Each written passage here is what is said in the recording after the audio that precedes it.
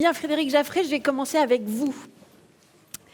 Parce que je rappelle, donc vous êtes effectivement président du GDS 41, mais aussi éleveur et co-gérant d'un petit abattoir. Je pense que c'est important. Il ne fonctionne pas ce micro? Bon, écoutez, regardez. Non, attendez. Voilà. Celui-ci? Non, ça ne vient pas de vous. On va avoir besoin d'assistanat au niveau du micro et du son. On réessaye? Ça y est, oui, merci. Bonjour tout le monde. Donc oui, je suis éleveur dans le Loir-et-Cher et co-gérant d'un abattoir. Le GDS est actionnaire majoritaire d'un abattoir bovin multi-espèces. Eh bien, j'aimerais votre témoignage en préambule sur l'évolution de votre métier et l'évolution surtout de la présence des vétérinaires dans le Loir-et-Cher. L'évolution, on est peut-être plus sur une régression que sur une évolution. Le maillage vétérinaire, on n'en parle pas depuis 2 ans. On avait fait intervenir Laurent Perrin, notre assemblée générale du GDS, je crois qu'il y a 5 ans, 6 ans ou 7 ans. Donc il y a longtemps qu'on s'est penché sur le problème du maillage vétérinaire. Il faut être clair, un éleveur bovin ou ovin sans vétérinaire ne peut plus exercer. Donc si on n'a plus de vétérinaire, on n'a plus d'élevage, c'est la désertification de nos campagnes, ça sera une catastrophe. Et en tant que co-gérant d'un abattoir, on parle des circuits courts, du manger local, du manger bien. Si on n'a plus de vétérinaire, et j'en vois un dans la salle, Henri, qui est juste derrière, si je n'ai pas ce vétérinaire pour venir contrôler dans mon abattoir tous les matins, on ne sait pas ce qu'on va manger. Vous, les vétérinaires dans votre territoire, ils se situent où par rapport à votre zone de travail? Notre département est très allongé. On a 2 cabinets vétérinaires, un au nord, un au sud, et on a juste 120 km entre les 2 cabinets vétérinaires. D'accord. Voilà. Heureusement qu'on a des cabinets vétérinaires des départements aux alentours qui viennent nous prêter main forte. Le plus près de chez vous, il est où? 25 km. Et j'entendais madame tout à l'heure nous dire que les gardes, avant 4, c'était compliqué. Moi, mes vétérinaires sont plus que 2. Donc c'est une garde un jour sur 2. Donc ça devient intolérable. Ok. L'évolution qu'on imagine, qu'on voit quand vous échangez avec vos vétérinaires, c'est quoi? Eh bien, on en parlait tout à l'heure, l'arrivée des grands groupes qui nous rachètent les cabinets vétérinaires. Qu'est-ce que vous en pensez? C'est une catastrophe. On est en train de tuer nos campagnes. Vous aurez... Non, il y aura la possibilité d'échanger... On est en train de tuer nos campagnes parce que on nous débauche des vétérinaires, on abandonne la rurale. Donc le peu de rural qui va rester sur quelques cabinets vétérinaires qui un jour vont baisser les bras et nous laisser tomber clairement. Ils ne remplissent pas cette fonction? Non. Les cabinets qui sont rachetés abandonnent totalement la rurale, donc on n'a plus personne pour faire de la rurale. Un mot, Claire Le Bigot, sur ce qui vient d'être dit à l'instant. Je ne peux qu'observer et acquiescer sur la problématique que peut représenter la désertification du maillage vétérinaire. C'est votre cas, et vous le voyez tous les jours de par son impact pour les éleveurs. Et nous, on le voit aussi de par la nécessité qu'a l'État de disposer de suffisamment de vétérinaires en tant que sentinelle, en tant que bras droit de l'État aussi pour mettre en œuvre la police sanitaire, pour mettre en œuvre les missions relatives au mandatement vétérinaire. Donc je ne peux que rejoindre les constats et la problématique qui nous est soulevée. Monsieur Jaffray, vous disiez... Est-ce qu'aujourd'hui, vous disiez on ne peut pas se passer de vétérinaires, mais est-ce qu'aujourd'hui les vétérinaires peuvent se passer de vous? Ah oui. Ah oui, les vétérinaires peuvent se passer des éleveurs. Ça dépend où, peut-être, non? Oui, enfin, dans notre secteur, dans notre département, ce que représente la ruralité, ça doit représenter moins de 20% du chiffre du cabinet vétérinaire. Donc, ils peuvent très bien se passer de nous. Pourquoi? Parce qu'il y a une évolution. Il y a beaucoup de canines. On est dans un département chasseur. Donc, l'activité chasse est très importante. Donc, les vétérinaires... Ce n'est pas les élevages qui les aident à vivre. Il faut être clair aujourd'hui. Si ce n'était pas le cas il y a 30 ans, ça l'est aujourd'hui. Et l'importance des élevages sur ce territoire, outre le fait qu'on nourrisse effectivement la population? C'est l'attractivité du territoire. Si vous n'avez plus d'élevage, vous allez avoir que des friches. Je ne suis pas sûr, on l'a entendu tout à l'heure, je ne suis pas sûr que le tourisme va venir visiter un territoire déserté. Donc c'est important aussi pour le tourisme? C'est tout à fait important. Je vous vois sourire. Dites-nous pourquoi. Je vais peut-être... C'est bon? Oui. C'est bon, là, vous m'entendez? Bonjour à tous. D'abord, je voudrais vous saluer, vous remercier de votre invitation et saluer mon collègue Arnaud Bazin qui est là, vétérinaire, donc confrère, mais collègue aussi au Sénat. Oui, ça me fait sourire parce qu'on parle du tourisme, mais en fait, l'élevage, c'est quand même une activité économique qui est première dans notre pays. On parle beaucoup en ce moment de la souveraineté alimentaire, la souveraineté de notre pays. Un des éléments fondamentaux, de la souveraineté alimentaire, c'est évidemment le fait d'avoir des éleveurs dans tous les territoires et au minimum d'avoir tout l'écosystème autour des éleveurs, dont les vétérinaires sont une pierre angulaire. Donc voilà, c'est pour ça, parce qu'on parle de tourisme, mais dans notre société de loisirs, il faut quand même commencer par la première chose. Et en termes de souveraineté, il n'y a pas 36 000 éléments de souveraineté dans un pays. Il y a se défendre, avoir de l'énergie et se nourrir. Donc vous êtes un des piliers de la souveraineté économique de la France. Donc sans vétérinaire, pas de souveraineté alimentaire. Et alors, Voilà. qu'est-ce qu'on fait pour les éleveurs? C'est au-delà du tourisme. Tourisme étant évidemment un élément important. Qu'est-ce qu'on fait pour les éleveurs? Pour les éleveurs, la grande difficulté à laquelle, j'allais dire, nous essayons de nous atteler, et je parle sous le contrôle évidemment de l'État qui est là, c'est de travailler à la valorisation de l'élevage. En quoi l'élevage apporte des aménités à notre pays, des aménités bien sûr environnementales, vous l'avez évoqué tout à l'heure.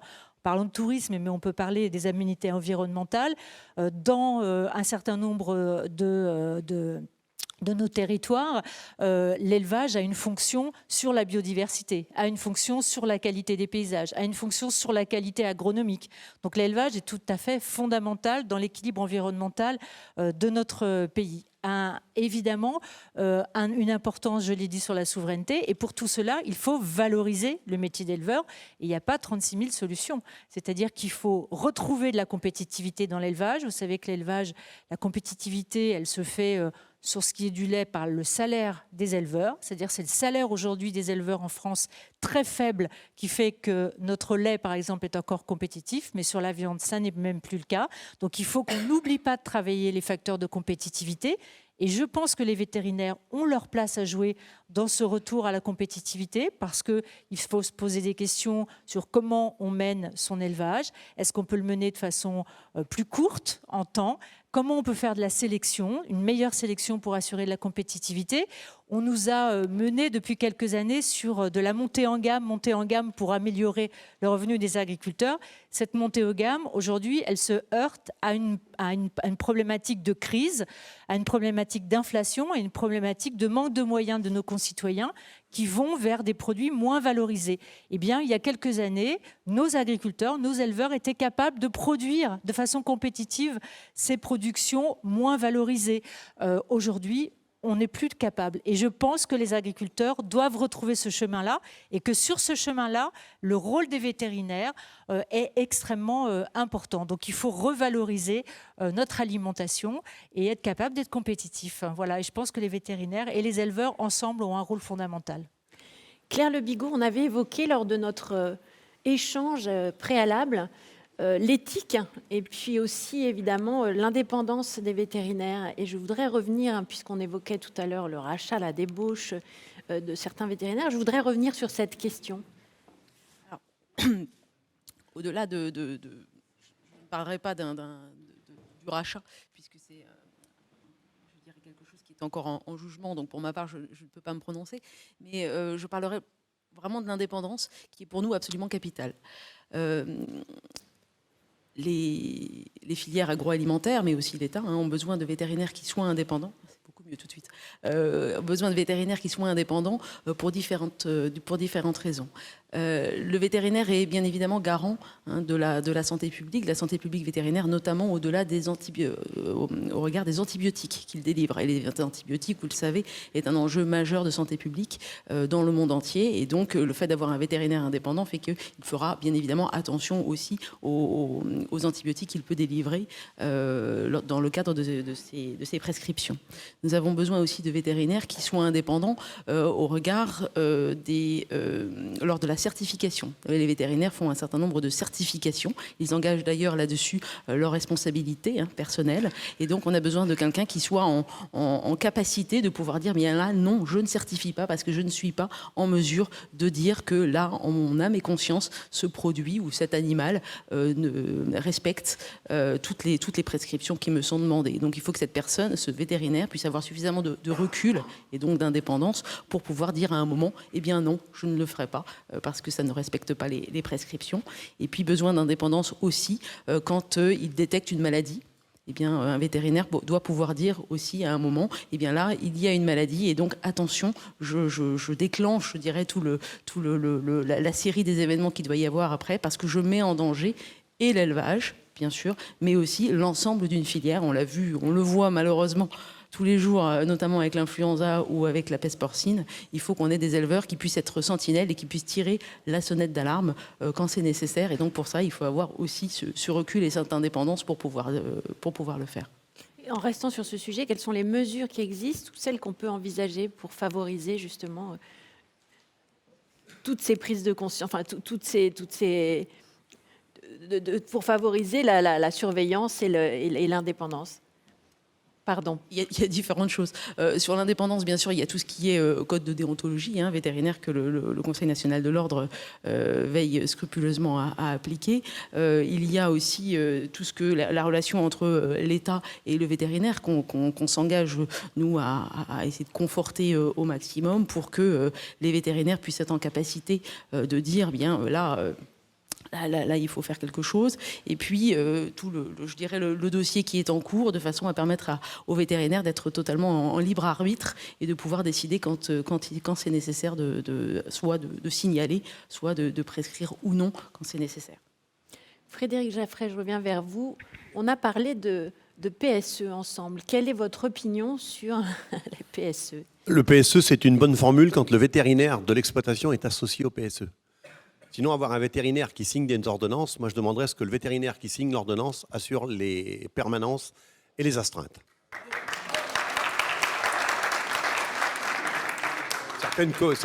Certaines coopératives ont profité du flou artistique pour s'engouffrer dedans et prendre la vente du médicament. Mais si on veut diminuer le médicament vétérinaire, je suis persuadé qu'il faut absolument que ce soit le vétérinaire de l'exploitation qui délivre les médicaments. Parce qu'il connaît les pathologies de l'exploitation. Et il sait ce qui marche et ce qui ne marchera pas.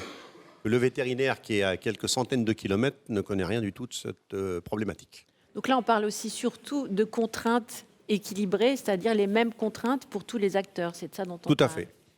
Et la problématique aujourd'hui, c'est la garde. Donc je persiste en disant que le vétérinaire qui signe une ordonnance doit assumer des gardes. Je ne vais peut-être pas faire plaisir à tout le monde, mais c'est mon point de vue. Bon, ça a l'air de faire plaisir à certains en tous les cas, et puis on n'est pas là pour ça, on est vraiment là pour échanger. Je vous voyais réagir, Madame Prima, à cette question. Non, mais simplement, moi, j'écoute avec beaucoup d'attention les réactions sur les PSE.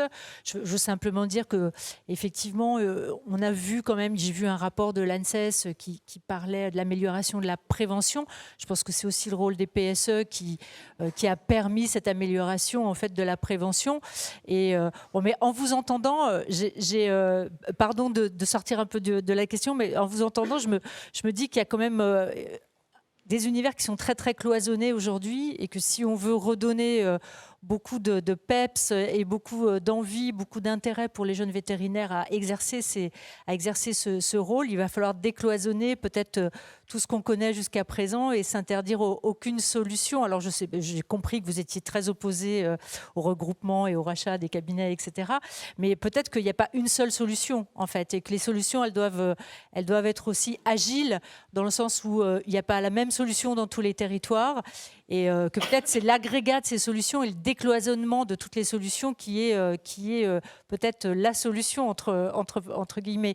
Je suis assez frappée de ça. En fait, on reste dans un système qui est assez cloisonné. Et comme pour la médecine aujourd'hui, on essaye de faire claquer un petit peu toutes les barrières et on essaye de décloisonner à la fois les compétences, à la fois le mode de fonctionnement, à la fois l'organisation, parce que tout est en train de changer, en fait. Je suis assez frappée de ça.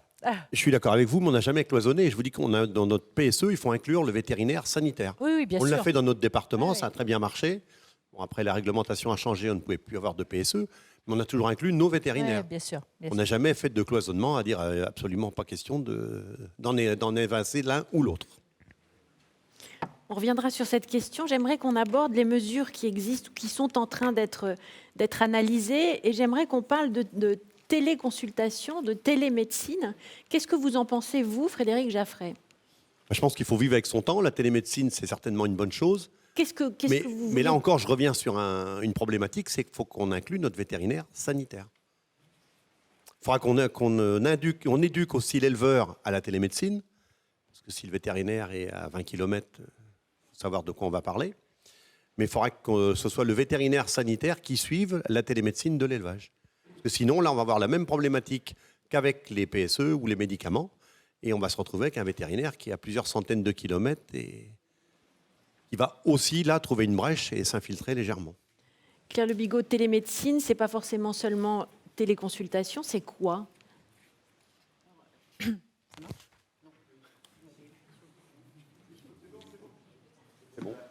Ça marche? Alors, la télémédecine, on la sort. Alors, ça existait déjà un petit peu, non de façon assez peu encadrée, et nous avons travaillé en urgence le décret télémédecine. Je me rappelle encore en mars 2020, bizarrement.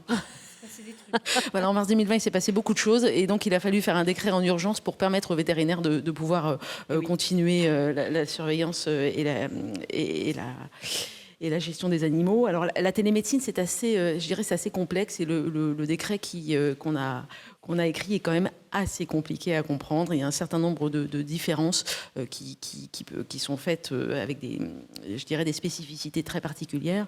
Donc ce décret a lancé une expérimentation. On a fait un retour d'expérimentation. Je pense que là, ce qui est prévu, c'est qu'on profite de la réforme sur le suivi sanitaire permanent qu'on est en cours d'achèvement pour revoir quand même les dispositions sur la télémédecine, pour là aussi, mieux faire comprendre à chacun les différentes fonctions de la télémédecine, ce qui est possible, ce qui n'est pas possible, et surtout éviter les écueils de la télémédecine qui peuvent être une bonne chose, notamment pour l'expertise, pour permettre aux vétérinaires traitants de régler un problème, mais qui n'est surtout pas le moyen pour le vétérinaire qui est à 800 km de pouvoir traiter un élevage qu'il n'a jamais vu. Oui, parce que la question, c'est dans quelle mesure ça va simplifier la vie. Il ne faut pas que ça soit destructeur de maillage non plus. Donc, il y a un subtil équilibre à trouver. Et donc, il faut qu'on revoie tout ça. Et donc, on a préféré attendre la révision du suivi sanitaire permanent que je me félicite d'avoir qu'on a quasiment pu mener ensemble pour pouvoir revoir les dispositions de la télémédecine. Si on parle de contractualisation... Qu'est-ce que c'est que la contractualisation? Parce que tout le monde met ça, et tout le monde utilise ce terme, mais c'est vrai qu'on peut mettre un certain nombre de choses. Il y a nous, on voit différents aspects. Il y a la contractualisation entre l'éleveur et son vétérinaire, qui est une contractualisation purement privée. Je dirais que là, l'État, je dirais, laisse l'éleveur et son vétérinaire gérer, parce que c'est une relation, en B2B. Nous, ce qui nous importe, c'est le respect des règles relatives notamment à la pharmacie vétérinaire, et c'est en ça qu'on a mené la réforme du suivi sanitaire permanent. L'État, dans ce cadre-là, je dirais, encourage la contractualisation, parce que c'est un moyen, d'une part, pour le vétérinaire de pouvoir avoir une visibilité aussi sur l'organisation de sa clinique, et puis sur la soutenabilité, la viabilité économique de son entreprise, parce qu'il a une entreprise. Pour l'éleveur aussi, d'avoir une visibilité sur l'engagement de son vétérinaire à ses côtés. Et en zone de désertification, c'est quand même, je pense, un moyen d'éviter la charge mentale, de se dire mon Dieu, comment est-ce que je vais pouvoir gérer si j'ai des animaux qui sont malades. Et puis voilà, donc c'est tout cette idée, cette relation de B2B qu'il faut trouver, et là-dessus l'État sera aux côtés de la réflexion pour être en facilitateur, je dirais, pour mener cette réflexion, mais on reste sur une relation B2B. Et de l'autre côté, il y a, je dirais, la relation entre l'État et le vétérinaire étant aux côtés de l'État pour mener un certain nombre d'actions. Et donc ça, c'est encore un autre sujet, mais c'est pas la contractualisation, mais c'est plutôt un lien fort entre l'État et les vétérinaires pour mener les actions. Frédéric Jaffray, vous pouvez nous la décrire, cette contractualisation de l'intérieur? Comment vous la voyez? Moi, je pense que, comme dit Mme Le Bigot, c'est indispensable. Si on n'a pas de contractualisation demain dans nos petits territoires, on n'aura plus de vétérinaires. Donc on n'a pas le choix, et c'est un choix pas forcé, c'est un choix consenti. Il faut que le vétérinaire sache sur quoi compter au niveau de ses éleveurs. Il faut que l'éleveur puisse compter sur le vétérinaire. Donc pour moi, c'est gagnant-gagnant. Et on n'a pas d'autre alternative que d'aller vers la contractualisation. Ok. C'est peut-être brutal. Je peux peut-être réagir. Je vous en prie. Oui, non, mais pour dire à peu près la même chose que vous, c'est-à-dire que nous, on est assez favorable, d'une façon générale, à la contractualisation dans le milieu agricole et voilà, d'une façon générale, pour ce qu'elle donne de la visibilité économique. Je pense que la contractualisation ne répondra pas à tous les problèmes et ne réglera pas définitivement le problème, la butée économique. C'est-à-dire qu'il y a un moment, cet équilibre-là, il peut être déséquilibré justement pour l'une ou pour l'autre des parties. Donc oui, à la contractualisation, ça n'enlève pas les autres soucis, par miracle, me semble-t-il. Et puis surtout, je pense que cette butée économique, peut-être dans certains territoires, il va falloir que l'État intervienne. En tout cas, voilà, pour permettre que cette butée économique puisse être dépassée. En tout cas, oui, à la contractualisation, ça ne réglera pas tous les problèmes, en effet. Mais ça donne de la visibilité aux uns et aux autres. Voilà. Il en va aussi de la qualité des produits. Hein. Tout ce qu'on évoque est important sur la qualité des produits. Ça compte beaucoup et aujourd'hui, on en parle aussi énormément. Alors, on en parle beaucoup. Mais je trouve que le rôle des vétérinaires dans tout ça n'est pas du tout mis en avant. C'est-à-dire que personne, quand il regarde son assiette sur la table, se dit « heureusement que j'ai eu un vétérinaire pour m'assurer que mon bœuf a été correctement sélectionné, bien élevé, nourri, soigné s'il avait, et bien abattu et dans des conditions sanitaires, transformé dans des conditions sanitaires ». Personne ne se dit ça. Et du coup, comme personne ne se dit ça, eh bien, ce n'est pas valorisé. Donc je pense qu'il y a un travail à faire sur voilà, la valorisation de ce que vous faites pour que nous, citoyens, on ait une assiette saine. Enfin, votre rôle, il est fondamental. Quand on regarde le peu de difficultés sanitaires qu'on a, on a quelques grands dossiers de catastrophes sanitaires, mais qui sont très, très médiatisés, mais qui sont très peu nombreux en réalité. Et donc cette qualité sanitaire, je pense que le monde entier nous l'envie. Et si le monde entier nous l'envie, c'est parce que l'organisation qu'on a à la base, bien sûr, des éleveurs, bien sûr, des transformateurs qui travaillent bien, mais aussi des vétérinaires qui sont garants de cette sécurité sanitaire. Et je trouve que ce n'est pas assez valorisé et que c'est tout à fait méconnu par la grande majorité des Français. Voilà. Claire Le Bigot, j'ai envie de revenir sur l'idée du cloisonnement qu'on évoquait tout à l'heure. Comment est-ce que vous voyez, et justement, comment est-ce qu'on valorise ce qu'on a dans nos assiettes entre les filières, entre l'État et entre les vétérinaires? Comment est-ce qu'on peut organiser cette relation pour optimiser tout ça? Je vais me permettre déjà de réagir par rapport à ce que vous avez dit, Mme Prima. Je ne peux être que tout à fait d'accord avec vous, bien évidemment. Je pense qu'on a la chance de pouvoir disposer de produits sains grâce aux filières, grâce bien évidemment aux vétérinaires, et tout ça, il faut, vous l'avez dit, qu'on le fasse vivre, qu'on le mentionne, qu'on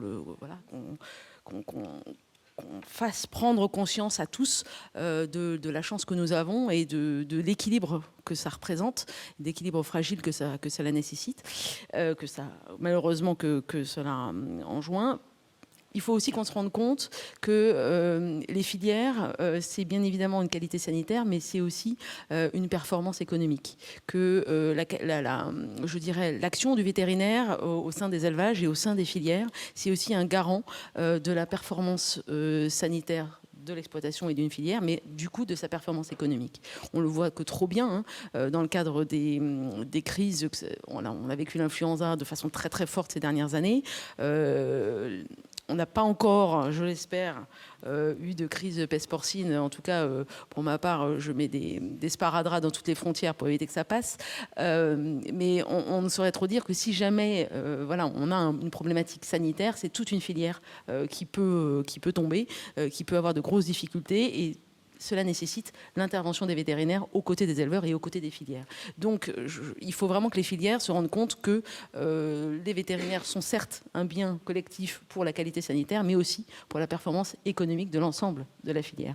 Et tout le monde se tient, puisque un problème en élevage va poser des problèmes dans les filières. Donc, je dirais que c'est toute cette réflexion plus globale de l'intérêt de disposer de suffisamment de vétérinaires compétents et disponibles, l'intérêt pour les filières, pour l'aval, pour le consommateur qu'il faut qu'on fasse vivre, je dirais avec un triptyque, d'un côté bien évidemment le vétérinaire, l'éleveur et plus globalement la filière, et puis l'État. Tout le monde a besoin, je dirais, de chacun. Et c'est cette relation dont il faut qu'on parle. On a discuté tout à l'heure de la relation B2B éleveur-veto. On va ouvrir l'année prochaine les travaux sur les relations État-vétérinaire. Et maintenant, il va falloir aussi quand même qu'on discute des relations avec la filière. Donc on parle de collectif. Oui. Ça vous parle, ça, Frédéric Jaffray, le collectif et celui-là? Tout à fait, ça me parle et ça me plaît. On a tous besoin les uns des autres. Et vous aviez raison tout à l'heure de signaler que le consommateur ne se rend pas compte qu'il a le vétérinaire avant que l'aliment arrive dans son assiette, mais c'est totalement vrai. Nous, dans notre petit abattoir, 37 personnes temps plein, si je n'ai pas mes vétérinaires ruraux, jamais l'État me mettra un vétérinaire. Donc c'est quand même dramatique. On a besoin de nos vétérinaires. C'est un abattoir qui fait 95% de circuits courts, donc c'est quand même dans l'air du temps aujourd'hui. Et le vétérinaire est le maillon indispensable à notre activité. Et besoin d'une implication totale de la filière. Tout à fait. On a eu une suspicion de peste porcine africaine il y a 15 jours. Je peux vous garantir qu'ils m'arrêtent si je raconte une bêtise, mais ça les a mobilisés. Tout le monde était sur le pied de guerre. Sophie Primas, ce collectif et ce décloisonnement, il est important? Oui, j'appelais le décloisonnement de mes voeux tout à l'heure. Voilà, évidemment, il faut décloisonner, il faut que tout le monde travaille ensemble. Moi, je réagissais par rapport à ce que vous nous dites sur votre, comme vous dites, petit abattoir de proximité qui fait de la vente directe. Et plus on ira vers la vente directe, plus on ira vers des structures qui seront des structures petites, déterritorialisées, plus on aura besoin de vétérinaires. Parce que quand on a des gros abattoirs à Quimperlé, bien sûr, il y a une batterie, il y a une batterie de vétérinaires, et puis de process, et puis on est dans un process industriel qui est peut-être extrêmement normé, extrêmement connu. Quand on est dans des structures qui sont plus petites, à la fois de production, d'abattage, de transformation, on a vraiment besoin de vétérinaires. Et c'est pas pour embêter les gens qui font de la proximité, c'est pour être sûr qu'au final, le produit de proximité, il sera aussi sécurisé d'un point de vue sanitaire qu'un produit qui sortira d'usines plus grandes contre lesquelles je n'ai rien, mais et qui correspondent à d'autres normes sanitaires. Et je pense que ce développement des circuits courts, ce développement du direct, il nécessite vraiment en plus une empreinte vétérinaire et sanitaire encore plus élevée. Donc, si on veut en faire une politique publique, de la proximité et des plans alimentaires territoriaux, il faut mettre des vétérinaires vraiment en masse, j'allais dire, sur toutes les fonctions de production et de transformation. Donc vraiment, c'est un maillage et un travail d'équipe qu'il faut aussi territorialiser. Voilà. Claire Le Bigot, si on doit résumer donc ces mesures qui aujourd'hui peuvent pallier dans un premier temps ou pallient déjà à cette désertification vétérinaire. Et on a mis en place, et c'est encore en cours, sinon si on avait trouvé toutes les solutions, on ne serait pas ici. On ne serait pas là. Et puis si la solution était si évidente, je pense que nos prédécesseurs l'auraient trouvée depuis longtemps. Je dirais qu'on s'attache tous à essayer de travailler vraiment sur à la fois la relation veto-éleveur et les relations État-éleveur. Dans le veto-éleveur, on l'a vu avec notamment tous les travaux de l'AMI, et puis on va le voir aussi cet après-midi. Il y a eu un certain nombre de travaux qui ont été faits aussi dans le cadre de la loi DADU. On travaille sur le suivi sanitaire permanent. Donc il y a un certain nombre de choses qui sont en cours. Je pense que cet après-midi, la problématique des écoles vétérinaires sera abordée, donc je ne l'aborderai pas cette fois-ci, mais tout ce qui est fait aussi vis-à-vis des jeunes diplômés. Et puis la télémédecine, on en a parlé tout à l'heure, donc c'est aussi des sujets sur lesquels on a beaucoup travaillé ces dernières années et qui sont encore en cours. Certains sont quasiment clôturés, mais d'autres continuent. Et puis nous, de notre côté, donc, on a aussi tout le travail entre je dirais, l'état et le vétérinaire qu'il faut qu'on aborde. Mais ça c'est pas pour tout de suite. En tout cas, pas maintenant. Là. Frédéric Jaffray, qu'est-ce qui vous semble aujourd'hui vous accompagner quand même vers des temps meilleurs? Il faut positiver. On n'a pas d'autre solution, puis j'y crois. Je crois que le métier va changer, l'élevage a évolué. Les vétérinaires, je pense qu'on va aussi évoluer vers des relations différentes. Moi, ce que je regrette, c'est que mes vétérinaires, c'est un tout petit cabinet vétérinaire et qui n'ont pas le droit aux élèves tutorés. Ah. Et ça, pour moi, pour ces petits cabinets, on ne fait pas suffisamment de rural. Ils sont petits dans tout. C'est un cabinet qui doit tourner à 4. Ils sont Pourquoi 3 ils n'ont pas le droit? C'est une question de quoi? De quota? Oui, pas de question de quota, une question de volume Non. Une capacité d'encadrement? Ah, excusez-moi. Vous y répondrez cet après-midi, mais moi, comme législateur, on y a beaucoup travaillé et on y croit beaucoup au stage tutoré. On voit bien les résultats d'ailleurs, donc on y croit énormément. Vous savez, d'un point de vue législatif, on regarde avec désolation les déserts médicaux et donc on essaye de se dire qu'il faut préempter les sujets avant qu'ils n'arrivent. Enfin bon, ils sont déjà là pour le vétérinaire, mais on peut peut-être gagner du temps en regardant ce qui se passe dans le médical, en gagnant du temps qu'on a perdu sur le médical et en essayant de le combler. Le désert médical, c'est une grosse problématique, mais on a la clinique ou l'hôpital qui peut récupérer en catastrophe. Oui, mais quel loin. Mais dans le parfois. monde vétérinaire, on n'a pas cette solution. Donc pour moi, c'est beaucoup plus important. Beaucoup plus grave. Et votre témoignage est important, effectivement, sur les stages tutorés et le besoin et le fait que vous Oui, déploriez... d'essayer de ramener un peu de main-d'œuvre dans nos cliniques. Et il y a une autre problématique que je voudrais aborder. On a reçu des élèves d'école vétérinaire. Et on avait 12 élèves. On a essayé de leur faire un petit week-end festif et attractif pour les attirer dans notre département. Et la conclusion de nos élèves, c'est de dire... Quand on rentre à l'école vétérinaire, on est 95% à dire on va faire de la rurale. Et au fur et à mesure du temps, ça s'érode un peu et on n'a plus grand monde qui revient en rural. Alors, qu'est-ce que vous proposez pour les garder? On fait tout ce qu'on peut pour les garder, mais je ne sais pas ce qu'il faut faire pour les garder. Je pense qu'il faut... Je ne sais pas. Il y a peut-être plein de solutions, mais il va falloir qu'on se mette tous ensemble pour trouver les solutions et attirer les jeunes dans les campagnes et leur faire voir qu'on ne communique pas avec des signaux de fumée, qu'on arrive à sortir, à s'amuser. Bon, merci. On est dissipé dans la salle, mais j'imagine que c'est pour une bonne raison, c'est-à-dire qu'il y a des échanges et des questions qui ont germé. Et donc, on va avec plaisir les récupérer, ces questions. Je vais vous apporter un micro. Est-ce que celui-ci fonctionne? On va simplifier la vie. On a qu'un qui marche. Il n'est pas riche. Oui, ça fonctionne. Tenez. Henri Touboul, vétérinaire mixte dans le Loir-et-Cher. Je ne savais pas qu'on serait mis en avant à ce point-là aujourd'hui. Moi, je voudrais aborder un point sur le maillage que tu avais abordé en début en disant le rôle des vétérinaires de campagne dans les abattoirs. Il faut savoir que si on a des problèmes de recrutement dans nos clientèles, c'est le cas aussi de l'administration. La DGAL est bien placée pour le savoir. Nous, dans notre DDPP du Loir-et-Cher, il y avait 4 vétérinaires au début de l'année. Il n'y en a plus qu'une, une deuxième qui va arriver là incessamment. Donc, ça pose des problèmes pour la certification que vous avez évoquée tout à l'heure. Et s'il n'y avait pas les vétérinaires pour s'occuper des 4 abattoirs du département, 2 gros abattoirs de volailles, l'abattoir de Vendôme dont tu as parlé, plus un autre plus petit, il n'y aurait pas d'abattoir. Sans vétérinaires, les abattoirs ne fonctionneraient pas. Donc le maillage vétérinaire, c'est important aussi non seulement pour la santé et le bien-être animal, mais aussi pour la sécurité sanitaire des aliments. Une question, une intervention? Ici, s'il vous plaît. Oui. Monsieur, et puis madame, on vous a vu, et vous aussi, on va vous apporter un micro. Je suis David Quin, je suis praticien en Corrèze et je suis vice-président du syndicat des vétérinaires libéraux. J'ai une question pour vous, Madame Prima. Tout à l'heure, dans la table ronde juste avant, on parlait de ZRR, de dispositifs qui s'appliquent de manière, je dirais, aléatoire. Pour rebondir sur ce que disait Madame Simonet, même à l'intérieur de la Creuse, à différentes périodes, dans la même clinique, ça ne s'applique pas de la même façon. Et donc, est-ce qu'au niveau du Sénat, il y a quelque chose à faire pour que la doctrine fiscale puisse être étendue nationalement ?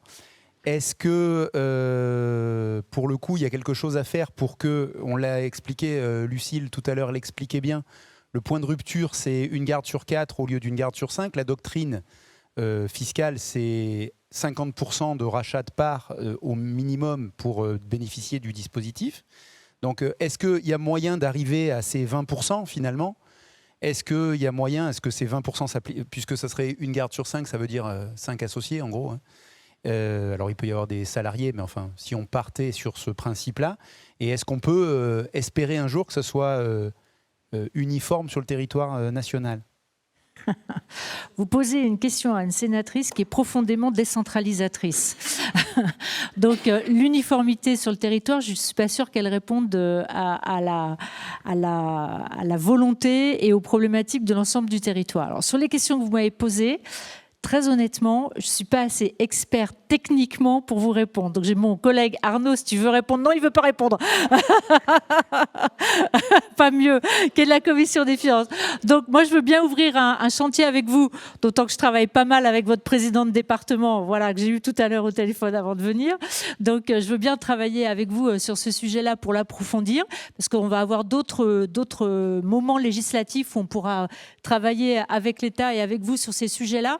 Par contre, globalement, sur l'intention de dire est-ce qu'il faut faire la même chose sur tout le territoire, je ne suis pas sûre que la réponse soit oui. Voilà. Et je ne suis pas sûre que les nombreux vétérinaires, dont un célèbre qui viendra tout à l'heure, sénateur, soient tout à fait d'accord pour faire exactement la même chose. Fiscalement, je pense qu'il y a peut-être une équité à obtenir sur l'ensemble du territoire. Maintenant, sur les dispositifs, est-ce qu'il faut qu'ils soient équivalents sur l'ensemble du territoire ? Ma réponse est plutôt non.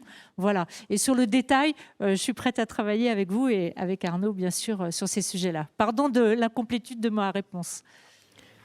Madame ? Françoise Soulgeau, GDS Bourgogne-Franche-Comté. Je voudrais juste apporter mon témoignage. Nous avons en Bourgogne un PSE depuis 40 ans. Il est aujourd'hui remis en cause par l'administration. Depuis 3 ans, on nous refuse l'agrément. On travaille avec un agrément provisoire.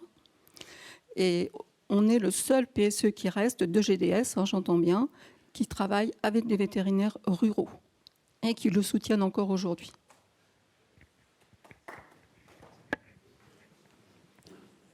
Quelqu'un veut réagir ?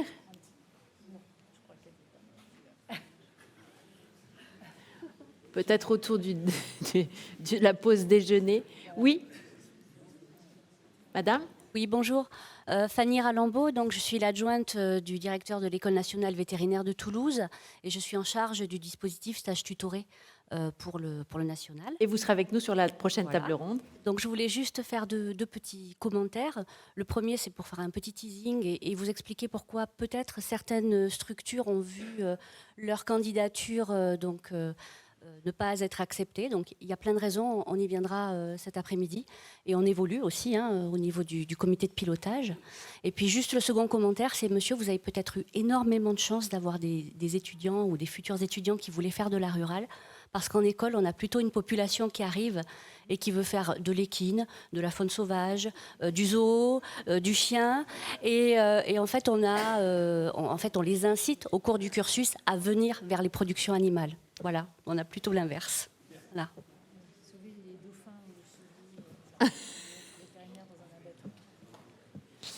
Oui. Alors, donc, de nouveau, Marie-Christine Weibel en Occitanie. 2 choses. Alors, d'abord, moi, je voudrais vraiment remercier Monsieur Jaffré pour votre intervention, parce qu'en tant qu'éleveur, c'est super de vous entendre parler comme ça. Je voudrais savoir si on pouvait donner votre 06 à tous nos présidents de GDS en Occitanie, de façon à ce que vous leur refassiez un petit résumé pour qu'ils comprennent. Et à tous nos clients. Alors, blague à part, en fait, j'ai bien compris, et on a tous compris, Mme Le Bigot, que le gouvernement a besoin de nous à tous les niveaux pour la sécurité des aliments, etc. Tout ça. Sur le terrain, on a fait une enquête, nous, en Occitanie, qui a bien montré que les vétérinaires ruraux, ils en sont conscients, ils sont fiers de remplir cette mission-là. C'est pour ça qu'ils restent en rural, parce qu'ils sont aussi bien conscients souvent que ce n'est pas rentable. Mais c'est leur implication dans le maillage territorial, social de leur région qui leur importe. Et nous, en fait, on est sur une constatation à 2 niveaux, c'est que tout ça, très bien. Et puis, une fois par an, on se retrouve avec nos représentants d'éleveurs, départementalement, dans ce qu'on appelle les réunions bipartites. Et je suis désolée de le dire, le gouvernement a demandé un rapport au CGER il y a quelques années pour pouvoir encadrer un petit peu ces choses-là qui sont la détermination de notre travail de base en sanitaire. Et au niveau, en tout cas en Occitanie, sur certains départements, c'est une honte de devoir passer des soirées à discuter de l'augmentation de 2 centimes pour une prise de sang ou la prise en compte de la réalité de payer un déplacement pour devoir aller faire des opérations sanitaires. Donc, où est l'encadrement qu'a proposé le rapport du CGER, dont je n'ai plus le numéro en tête, mais que j'ai potassé comme il faut, pour qu'on soit aidé là-dessus. Même pas financièrement, hein, mais ça, c'est une reconnaissance vraiment plus profonde que la reconnaissance financière dont on a besoin. C'est l'aide du gouvernement pour nous permettre d'assurer raisonnablement, simplement, la cohésion de notre travail de base, quoi.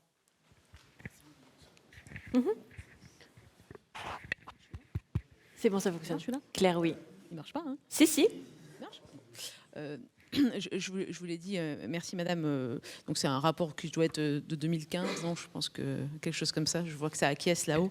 Ce sujet est éminemment complexe parce qu'à la fois il revêt, je dirais, ce dont je parlais tout à l'heure, la relation éleveur-vétérinaire d'un côté.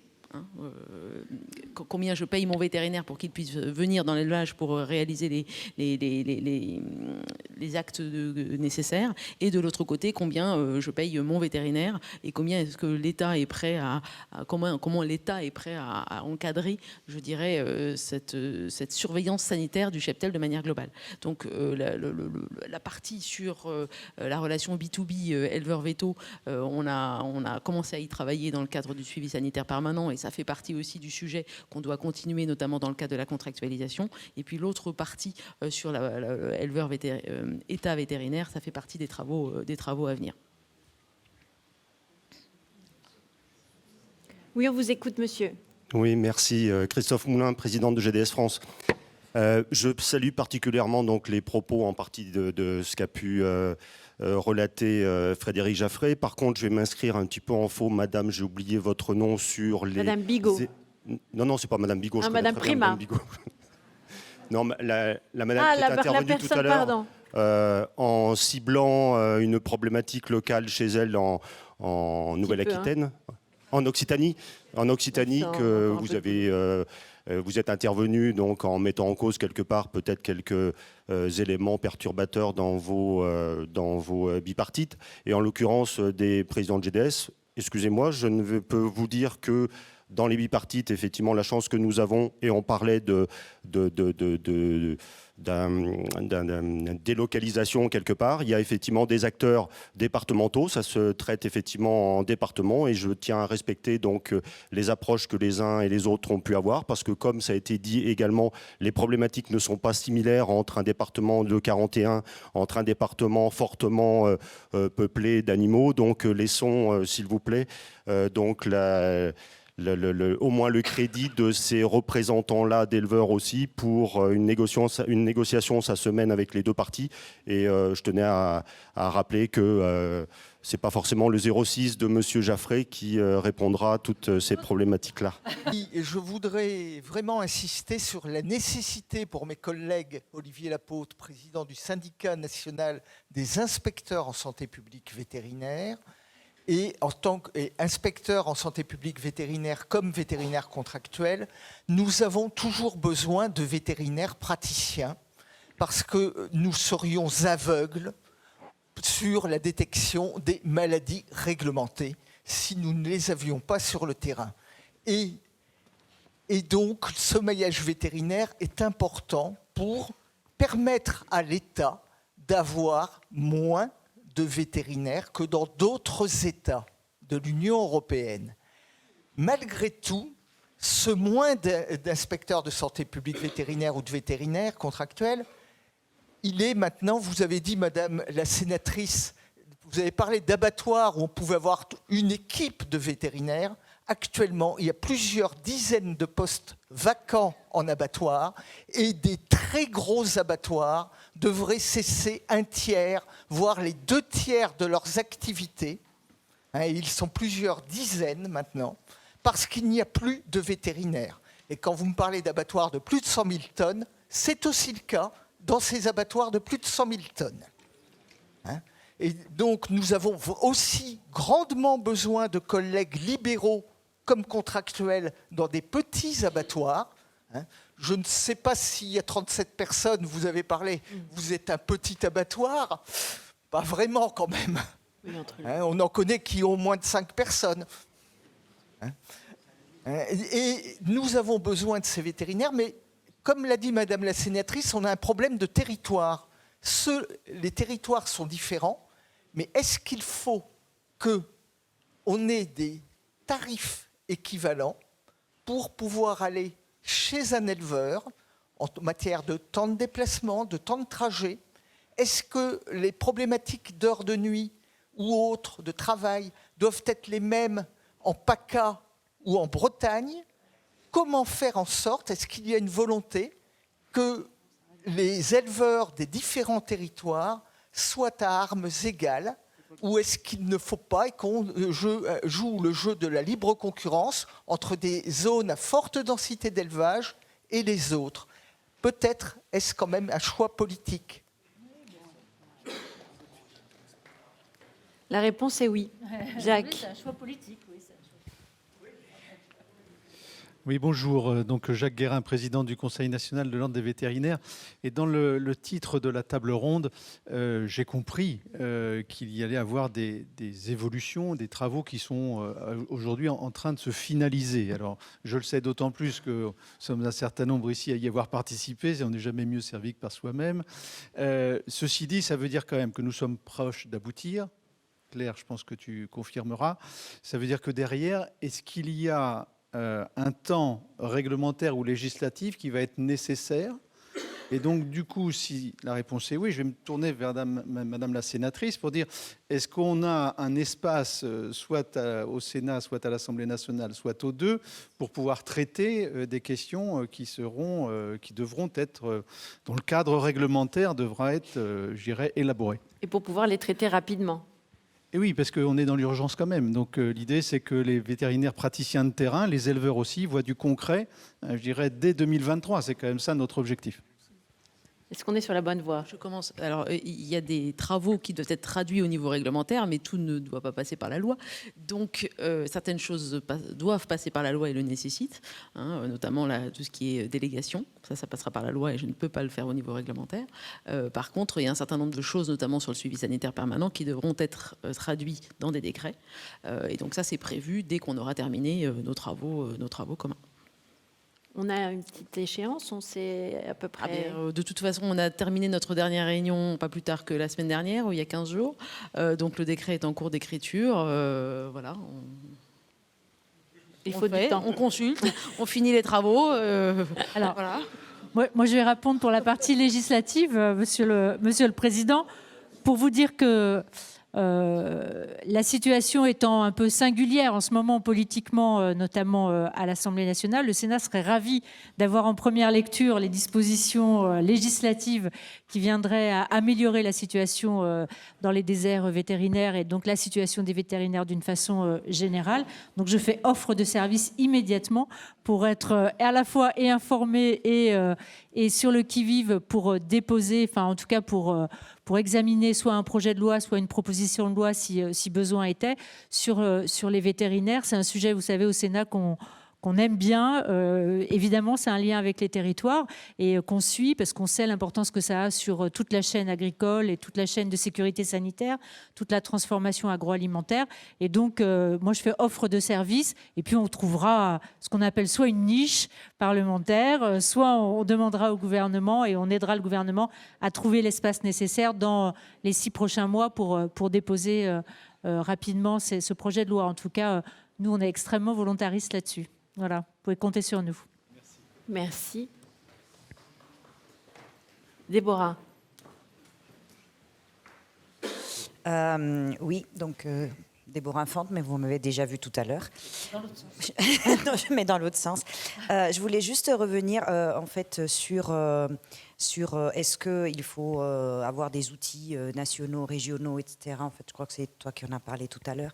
En fait, moi, je voudrais juste essayer de... Parce que je représente mon préfet de région aujourd'hui qui aurait pris plaisir à venir, mais son agenda n'a pas pu lui permettre d'être là. En fait, il y a les questions sanitaires, mais il y a aussi la volonté de maintenir un élevage dans un territoire donné, dans l'occurrence en Île-de-France.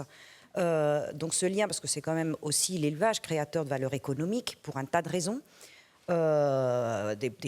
Pour les circuits courts, j'en ai parlé tout à l'heure.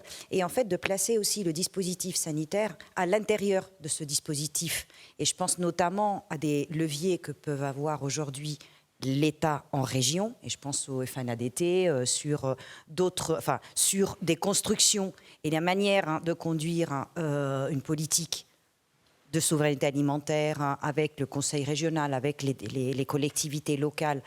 C'est hyper important parce que c'est un petit peu ce lien, on a passé notre temps à parler de lien entre l'État, les collectivités et les représentants professionnels, que ce soit éleveurs ou... c'est comme ça qu'on pourra avancer. Et on avancera, pas seulement avec un financement, je dirais, sanitaire, entre guillemets, mais avec un financement plus global sur l'appui à l'élevage dans une certaine région.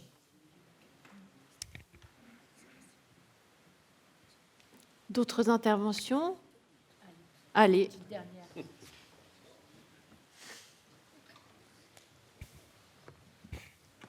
Rebonjour, Bertrand Guin, toujours vétérinaire de campagne en Bourgogne-Franche-Comté, plus pour très longtemps. Pourquoi? J'aurais une question. On a parlé de la qualité, on vante toujours le rôle du vétérinaire et aussi également de l'administration décentralisée dans la qualité du maillage sanitaire français qui nous permet aujourd'hui, alors je suis un peu bien placé pour le savoir, pour avoir mené le projet de vétérinaire officiel privé depuis 2008 au nom de la SNGTV et d'avoir mis en place donc ce mandatement de l'État en direction de la profession. Aujourd'hui, la France représente 50% des certificats qui sont émis, donc on est un vrai pays exportateur. Et cette qualité sanitaire du cheptel France, il est lié au travail des éleveurs, au travail des vétérinaires de terrain, au travail des DD, des GDS. Et ça s'est amélioré, parce que moi, quand j'ai commencé à travailler, le sanitaire représentait 32% du chiffre d'affaires de mon cabinet. Aujourd'hui, c'est 4%, alors que j'émets quand même 1000 certificats par an. Enfin, notre cabinet, on émet 1000 certificats par an aux échanges. Est-ce que l'État a... on n'arrête pas de vanter les mérites du fantassin sanitaire. Quand il y a besoin de nous, on doit être un peu... comment on va dire? Je dirais pas masochiste, mais on a un sens du devoir qui fait que chaque fois qu'il y a une crise, on y va. On ne parle pas d'argent, on y va d'abord et on parle d'argent après. Est-ce que l'État réfléchit sincèrement et rapidement à une rémunération de la veille sanitaire en temps de paix qui serait une des solutions, parce que cette table ronde, elle s'appelait les solutions du maillage vétérinaire. Merci. Alors, c'est ce que je vous disais tout à l'heure. Donc, on a travaillé sur la partie SSP cette année en accord avec les représentants syndicats vétérinaires et agricoles, parce que le SSP était considéré comme la priorité. Donc, maintenant que le SSP est quasiment terminé, nous allons pouvoir nous atteler au chantier suivant, qui est l'émission du vétérinaire sanitaire de manière globale. Donc, voilà. On s'y attelle, mais je ne peux pas tout mener de front. Moi aussi, j'ai des problèmes de recrutement. Donc voilà, mais ceux qui veulent travailler à la DGL, vous êtes les bienvenus. Ça nous permettra d'aller plus vite. Allez, une dernière. Thierry Chambon, vétérinaire praticien à Brest et vice-président de la Fédération vétérinaire européenne. Merci pour cette invitation et l'organisation de cette journée qui est très très riche en personnes qui la composent et en sujets débattus. Je vois que l'expérience française va avoir du bon.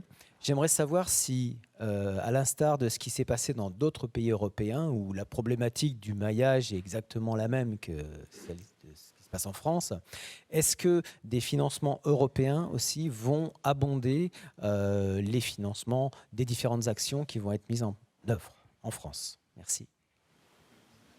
Y a-t-il quelqu'un qui puisse répondre à cette question? Oui, alors à ma connaissance, non. Le seul moyen peut-être, mais je parle sous contrôle de l'État, donc je fais très attention, c'est peut-être par le FEADER ou par les programmes LEADER qui pourraient, dans leurs actions, essayer de renforcer le maillage vétérinaire. Comme ça, là, moi, je ne connais pas de dispositif européen de financement en dehors de celui-là sur lequel peut-être il y a un petit trou de souris par lequel on pourrait passer. Mais à ma connaissance, il n'y en a pas d'autres. Si, il y a celui que j'ai... Yves Orion. Je suis content parce que Bertrand Gain est intervenu 2 fois, donc comme ça fera moi aussi 2 fois.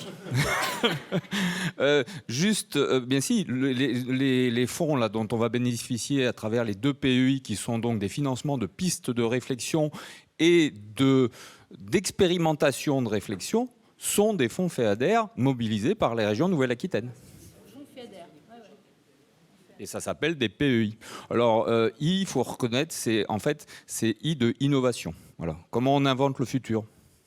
Voilà, mais on me souffle au premier rang que ce ne sont pas des fonds récurrents. Ah non, voilà. Bien sûr, c'est de la mise en route. Hein, voilà. Oui, c'est de l'accompagnement de mise en route. Voilà. Alors, du coup, pour des fonds récurrents, je ne crois pas, mais je pense qu'on a abordé cette question au niveau européen, mais je pense qu'on en parlera cet après-midi. On en parlera cet après-midi avec Emmanuel Soubeyran.